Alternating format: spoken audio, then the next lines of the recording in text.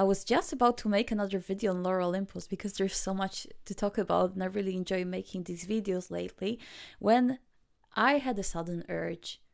And it was something that kept bothering me since yesterday, that I was resisting because I kind of wanted to stick to my original plan and schedule, but I just couldn't resist it anymore after reading an episode of it, let's just say yesterday.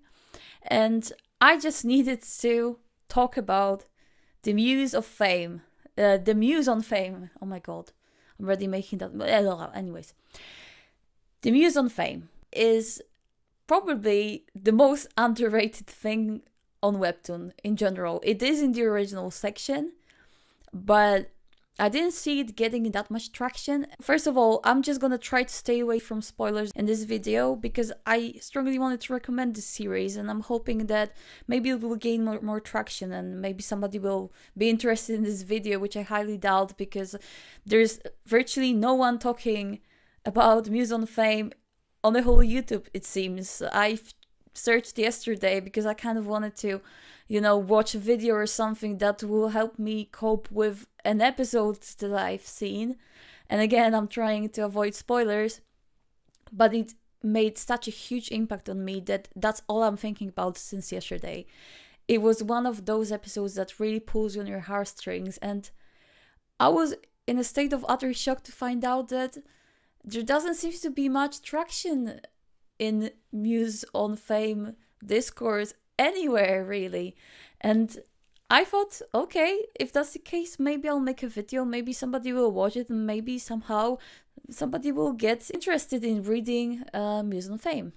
So what is this story and why is it so underrated?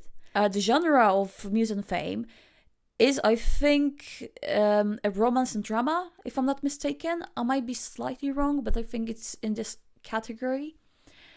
But this is not your typical romance. I mean, there are different romantic plots within the story. However, I would say that calling it a romance story would be like calling trash belongs in the trash can a romance story.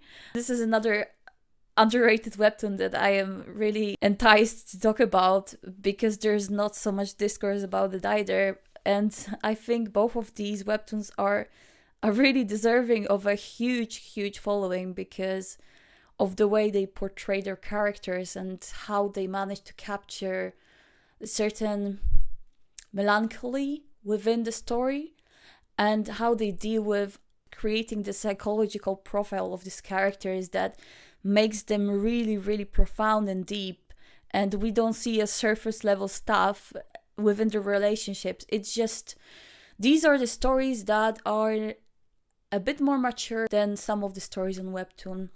They deal with some heavy stuff, but they do it in such a way that really respects the subject they're dealing with. So what is Muse on Fame really about? To answer this question, I think the best way is to just give away a bit of an information how the main character is called. She's called, I'm sorry if I'm butchering her name, but it's called Myung, the main character. And in Korean, apparently Myung means fame. And this is what kind of captures the whole spirit of the story. The story is essentially about fame. It's about different phases of fame, about different ways that fame impacts people. It's about craving for fame. It's about complicated feelings that are associated with being in a spotlight. It deals with a lot of trauma coming from the journey to get to the place where you can call yourself famous. It talks about the lights and shades of stardom. It gives you kind of a insight of the world that we are, as viewers, are just kind of watching from the outside, like the glamorous side of it, the beautiful gowns, the movie premieres, the fashion, the grandiosity of it all. But it brings it to the human level. It actually makes you experience how it looks behind closed doors. and the struggles that are associated with trying to make a name for yourself in this world. It actually shows you that, you know, there is a human side to it, and things don't always wind up with a happily ever after, or they're not as glamorous as they seem to be on the surface. And the way the characters are written, I mean, half of them are, you just really go through the journey of discovering their true intentions because they are so morally ambiguous. It's like you're playing a guessing game with them.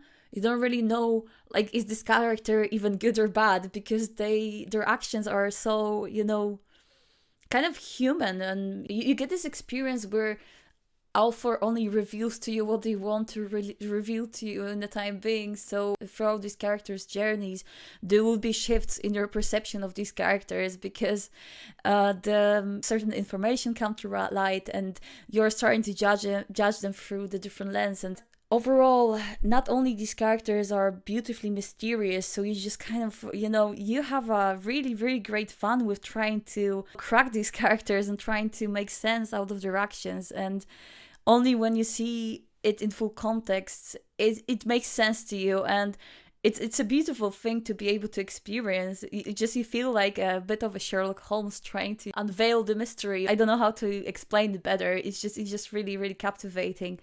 And these characters are not over-exaggerated. They're actually very realistic. And that makes it even easier for you to relate to them, even though they're supposed to be on this different level than you. But these are just people as anybody else. And it really kind of shows you how being in that environment shapes them, not always in a good way. And speaking of which, speaking of a bad way, I guess, the series has probably the best written villain that I have encountered in a very, very long time. I don't even know if she wouldn't take a crown for like the best villain on Webtoon. There is this character, and again, I'm gonna try to avoid spoilers, but she is so complex that you find yourself having very conflicting feelings about this character, even though she is framed as a bad person. She does very bad stuff, but you get insights into her character, and the way the story deals with her character, because you take it bit by bit, you find yourself with a very, very almost like clashing ideas you have about this character. And she is on a psychological level, the way she is developed and the way she's, you know, explained as her core as a character, the way she's built upon, it's so bloody realistic. It's just like you're finding yourself, oh my god, like you are simultaneously feeling really, really angry at this character, and also you feel really, really sorry for this character. Oh wait, okay, so I'm not gonna give too much spoilers, but I think I'm gonna make a video about the best villains I encountered on Webtoon, and she will definitely be on that list. So if you want to know more about Yana Ban, well, see my next video. Another thing that I'm a really big sucker for, which the show is just abandoned. Abandoned, is that the word? You know, the abundance, well, whatever. The show is full of it. So these are the metaphors. I mean, I'm bloody in love with metaphors. I love the way, like, you know, certain things are representing, you know, even like items represent something bigger, some bigger ideas that are occurring in the story. And this show, I mean, it is a master of that. It's just this, they drop these little, almost like hints to certain events to come throughout the whole story. And the show does it with such a beautiful subtlety that the biggest fun of reading Muse of Fame is literally reading the comment section, because it's people exchanging different things that they caught in the show, like those little details, those little cameos, those little, you know, the foreshadowing. everything is done in such a marvelous way that, you know, the comment section is just like, it's just beautiful, honestly. I mean, even for this soul factor, give it a go, please. Do it right now. I don't know if many of you watched BoJack Horseman, but I think this is also another show that does that a lot. And there were comparisons between these two shows in the comment section. They deal with kind of a similar environment because it is both are the stories about film stars. It is not the same, but it has that gloom within it, you know, that melancholy side of it that captured many, the metaphors, the foreshadowing, everything. It has that similar feeling to it at times. And the art just perfectly encapsulate these metaphorical meanings that the author wants to show to the viewer.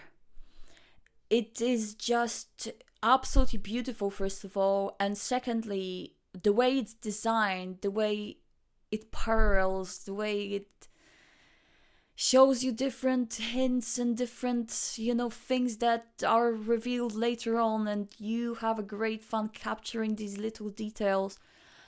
Honestly, the art, I mean, it is very powerful. I know it sounds a bit pretentious if I say it's powerful, but it is really powerful.